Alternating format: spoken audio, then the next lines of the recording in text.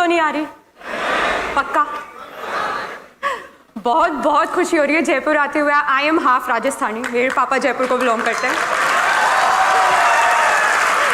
और अब quarter allocation भी राजस्थान हुआ है, तो अब बस यहीं पे रहना है, यहीं पे काम करना है आप सबके लिए। तो आई थिंक अथर सर ने बहुत मोटिवेट किया, उसके पहले Chandramohan sir, Vipin sir and Sarneet ma'am. Civil services हम जब भी सोचते हैं तो बहुत सारी चीजें, अच्छा लाल बत्ती, अच्छा रुतबा है, अरे वाह, इतनी रिस्पेक्ट मिलेगी, एक ग्लैमर भी है, और हम इन सब चीजों से अट्रैक्ट हो जाते हैं कि यूपीएससी की तैयारी करेंगे, सिविल सर्विसेज देंगे। पर ये जो पूरी जर्नी होती है ना प्रिपरेशन की, ये सबको पता ही है काफी मुश्किल होती है। और फिर अगर इन्हीं चीजों से मन भरता है तो 5-10 दिन बाद ये सब चीजें आपको मोटिवेट ही नहीं करेंगी, और फिर आप क्या सोचेंगे, जब रोज पढ़ना पड़ेगा 10-10 घंटे, हमसे नहीं हो पाएगा। ऐसे वैसे काफी सारे लोग प्रिपरेशन कर रहे होंगे already. How many of you feel हमसे नहीं हो पाएगा? ये फीलिंग आती किस किस को है? अरे सच बताओ, किस किस को लगता है कि हर दूसरे तीसरे दिन ऐसा ख्याल आता है, नहीं हो पाएगा, बहुत मुश्किल है, हमसे नहीं हो पाएगा? नहीं, ये सच बता रही हूँ, ये सबको लगता है, ये मुझे हर दूसरे तीसरे दिन लगता था। Everybody feels this way.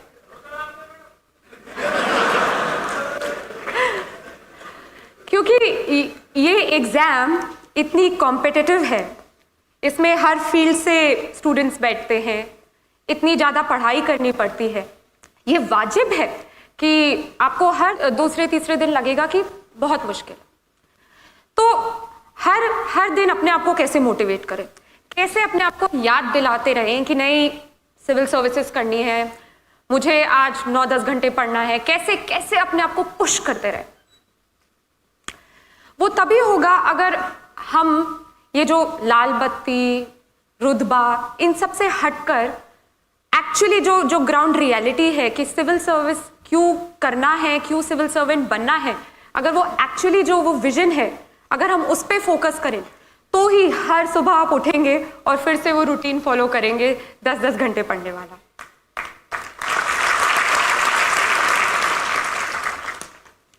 हम रोज अखबार पढ़ते हैं, सिविल सर्विस एस्पिरेंट्स तो पढ़ते हैं अखबार। कितने लोग अखबार पढ़ते हैं? अच्छे से एज इन 2 घंटे लगा के अंडरलाइन करके? नहीं, और हाथ दिखाओ, ऐसे मत करो।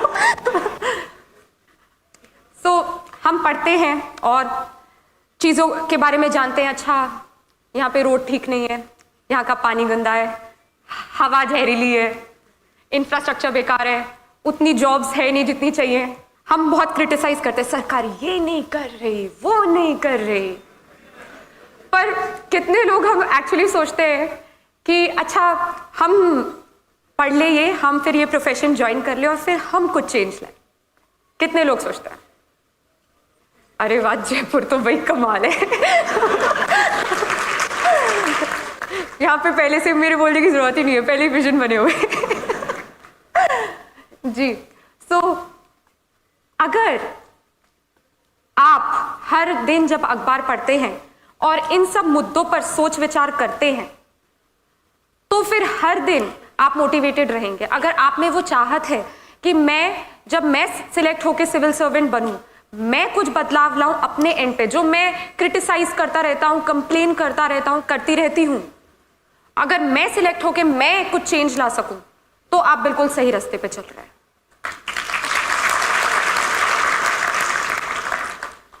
मैं आपके साथ एक इंसिडेंट शेयर करूंगी। मैं रिसेंटली हैदराबाद में थी। वहां पे I met a lady officer.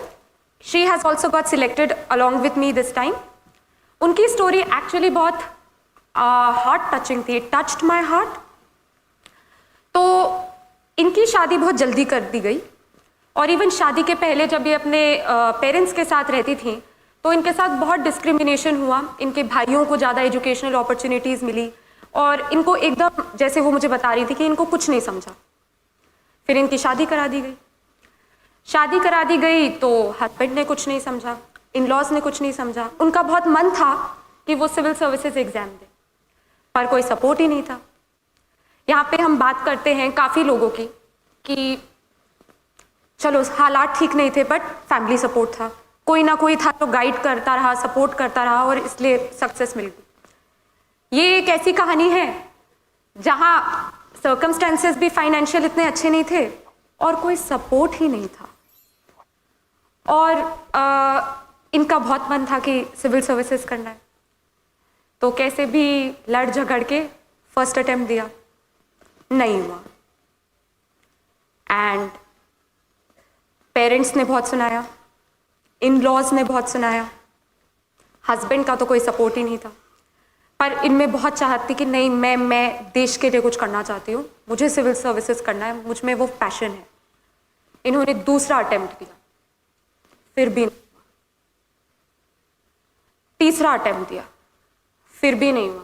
रिश्तेदार पता ही कैसे होते हैं, सुना के उनको इतना परेशान किया। उनका हस्बैंड उनसे अलग रहने लग गया। फोर्थ अटेम्प्ट दिया, फाइनली हो गया, इंडियन फॉरेन सर्विस। एंड हम इस फायर, इस पैशन की बात कर रहे हैं जो चाहिए इस एग्जाम को क्लियर करने के लिए।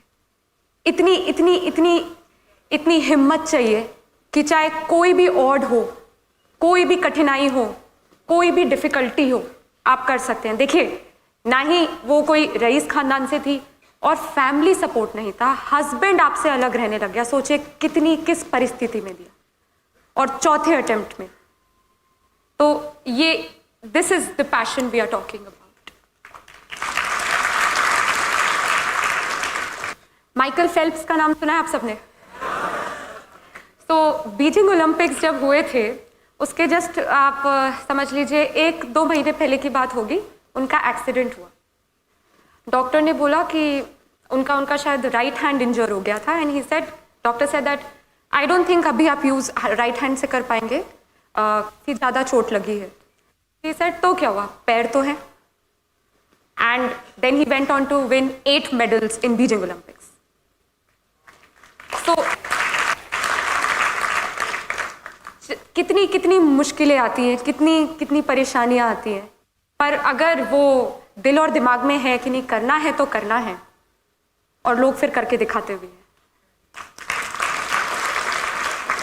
सिविल सर्विसेज, जैसे कि मैंने कहा कि काफ़ी मुश्किल परीक्षा होती है, देश की सबसे कठिन परीक्षा होती है। इतने सारे लोग बैठते हैं, हर दूसरे दिन मैंने बताया ऐसा लगता है हमसे ना हो पाएगा। तो ये जो मेंटालिटी है, इसको टैकल करने के लिए आपको सबको अपने लिए वो एक वजह ढूंढनी है। वो एक वजह ढूंढनी है कि आपको वो क्या चीज़ मोटिवेट करती है, क्योंकि आएंगे सबके जीवन में किसी ना किसी प्रकार की कोई ना कोई डिफिकल्टी, कोई ना कोई परेशानी आएगी। कभी कुछ हो जाएगा, कभी आपके पास वो मीन्स नहीं होंगे, कुछ ना कुछ होगा। बट अगर वो एक सोच है आपके दिमाग में, तो वाकई आपको कोई रोक ही नहीं सकता। इस परीक्षा में जैसे कि 3 भाग होते हैं, प्रीलिम्स, मेंस एंड इंटरव्यू। काफ़ी लोग मुझसे पूछते हैं कैसे प्रिपेयर करें, फर्स्ट स्टेप क्या होता है प्रिपरेशन का। और मैं सबको यही कहती हूँ कि फर्स्ट स्टेप है कि आप पूरा यूपीएससी सिलेबस याद करें, मेमोराइज करें, अपने दिमाग में बिठा लें। क्योंकि अगला सवाल वो होता है कि न्यूज़पेपर कैसे पढ़ते हैं। न्यूज़पेपर ऐसे पढ़ते हैं कि जब आपके दिमाग में वो पूरा सिलेबस बिल्कुल छपा हो, तो जब आप अगले दिन अखबार पढ़ेंगे तो ऑटोमेटिकली आपका खुद दिमाग बोलेगा, अच्छा ये मेरे एग्जाम से रिलेटेड है क्योंकि ये सिलेबस टॉपिक में था, अच्छा ये नहीं है क्योंकि ये सिलेबस टॉपिक में नहीं था।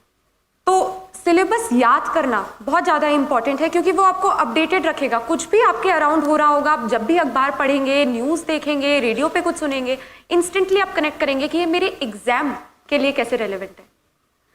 ये जो प्रीलिम्स है, मेंस है, इंटरव्यू है, ये तीनों इंटरलिंक्ड हैं, ये अलग नहीं है। प्रीलिम्स आपका बेस बनाएगा, मेंस में आपको अपने बारे में बताना है, इन द सेंस कि आपके क्या ओपिनियंस हैं, आपके क्या सोच विचार हैं मुद्दों पर। वो आपसे आपका ओपिनियन कमेंट पूछेंगे कि आप बताइए आप क्या सोचते हैं इस इशू पे। हाँ, और इंटरव्यू तो क्या बताओ, सबसे सबसे डरावना मोमेंट होता है लाइफ का। यूपीएससी इंटरव्यू आपको वो अच्छी तरीके से हर तरीके से ग्रिल करेंगे। इनफैक्ट जब आप वेटिंग एरिया से इंटरव्यू बोर्ड की तरफ चल के जा रहे होते हैं तब आप यही सोचते हैं बस भगवान बचा लेना बस।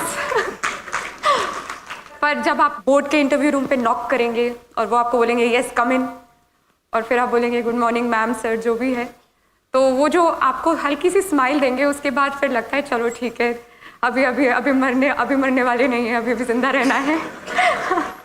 और ये बहुत डराने वाली बात होती है कि नहीं वो तो खा जाएंगे तुम्हें वहाँ पे, बट वो काफ़ी काइंड होते हैं, they are very supportive and वो इवन हिंट्स देते हैं अगर उन्हें लगता है कि आप हिंट से थोड़ा और बेहतरीन आंसर दे पाएँ।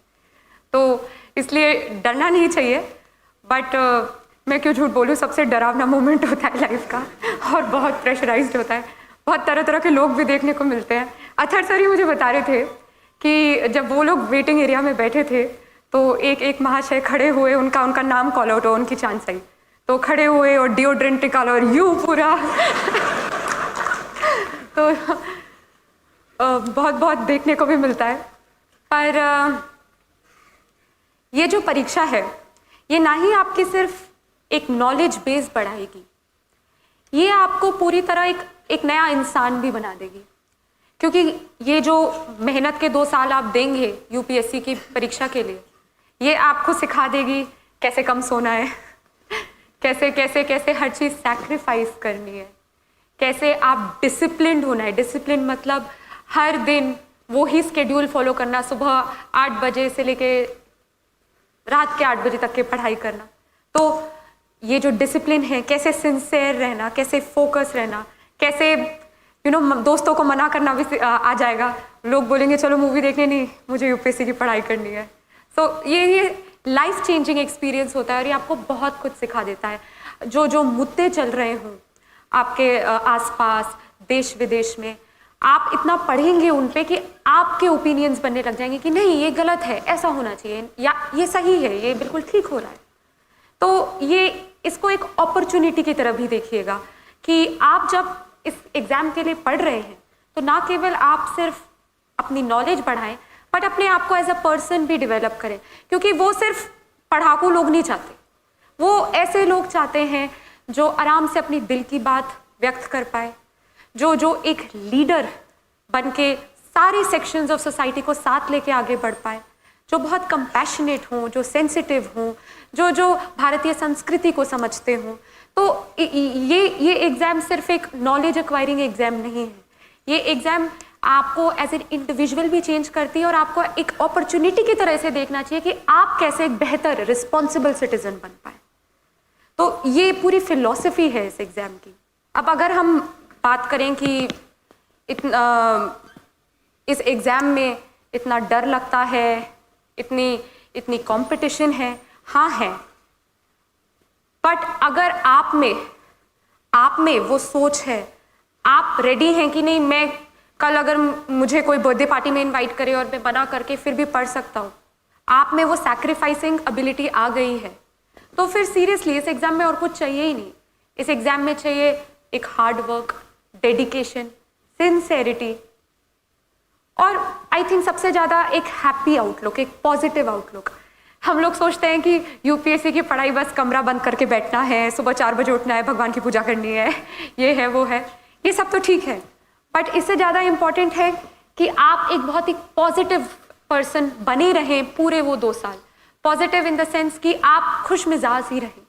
आप ये नहीं कि कमरा बंद कर दिया, सबसे नाता तोड़ दिया, सब फ़ोन वोन बंद कर दिया। हम नॉर्मल इंसान हैं, हमें भी एक आम इंसान की तरह बातचीत भी करनी है, पढ़ाई भी करना है और एक नॉर्मल बैलेंस्ड माइंड भी रखना है। तो मैं तो सबको यही कहती हूँ कि हर 15 दिन 1 दिन बाहर के लिए निकालिए, कहीं घूम के आइए, दोस्तों से मिलिए और पेरेंट्स से तो हर दिन बात करनी चाहिए, क्योंकि वो आपको कॉन्स्टेंटली बूस्ट करते रहेंगे, मोटिवेट करते रहेंगे कि जब भी आपको अच्छा ना लगे कि शायद नहीं हो पाएगा, शायद मैं उतना नहीं पढ़ पाऊंगी या पढ़ पाऊंगा, तो वो आपको हमेशा याद दिलाते रहेंगे कि नहीं, आप में वो काबिलियत है कि आप इस एग्जाम के लिए बैठ सकते हैं, आप में वो काबिलियत है कि आप एक अच्छे सिविल सर्वेंट बन सकते हैं। और खुदा ना खास्ता अगर ना भी हो सिविल सर्विसेज में, तो अगर वो सोच है कि मुझे कुछ करना है, तो आप किसी और तरीके से करेंगे। और वाकई अगर एक दरवाजा बंद होता है दूसरा खुलता है, और अगर एक चीज हासिल ना हो तो हमेशा याद रखिए भगवान ने आपके लिए और बेहतरीन चीज रखी है।